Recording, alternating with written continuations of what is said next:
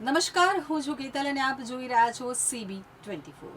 બાગેશ્વર ધામના પીઠાધીશ્વર ધીરેન્દ્ર કૃષ્ણ શાસ્ત્રી ફરી એકવાર મોટા વિવાદના બવળમાં ફસાયા છે। રાજકોટમાં યોજાયેલા તેમના દિવ્ય દરબાર બાદના કેટલાક ચોંકાવનારા દ્રશ્યો સામે આવે છે, જેમાં જાહેરમાં અંધશ્રદ્ધાને પ્રોત્સાહન અપાતું હોવાનો આક્ષેપ થઈ રહ્યો છે।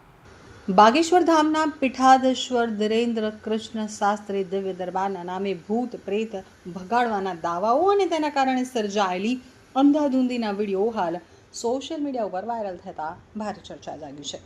વાયરલ થઈ રહેલા વિડીયો અને ઘટનાની વિગતો મુજબ દિવ્ય દરબાર દરમિયાન ધીરેન્દ્ર શાસ્ત્રીએ મંચ ઉપરથી કોઈ આહવાન કે હુંકાર કર્યો હતો। આ હુંકાર બાદ દરબારમાં હાજર લોકોમાં અચાનક ઉત્તેજના વ્યાપી અને કેટલાક લોકો ધૂણવા લાગ્યા। તો આ દરમિયાન એક મહિલા ઉપર પ્રેત આવ્યું હોવાના નામે તે ઉગ્રતાથી ધૂણવા લાગી। જોત જોતામાં મહિલાએ ત્યાં હાજર અન્ય લોકો ઉપર હુમલો કરી દીધો।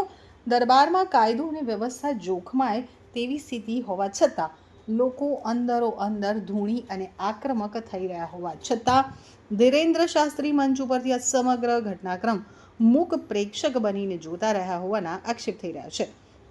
આ સમગ્ર ઘટનાના વિડીયો સોશિયલ મીડિયા પ્લેટફોર્મ ઉપર વાયરલ થયા છે। 21મી સદીમાં વિજ્ઞાન અને ટેકનોલોજીના યુગમાં આ પ્રકારે જાહેરમાં ભૂત પ્રેત ખાડવાના નામે અંધશ્રદ્ધા ફેલાવવામાં આવી રહી હોવાથી બુદ્ધિજીવીઓ અને સોશિયલ મીડિયા યુઝર્સમાં ભારે આક્રોશ જોવા મળી રહ્યો છે।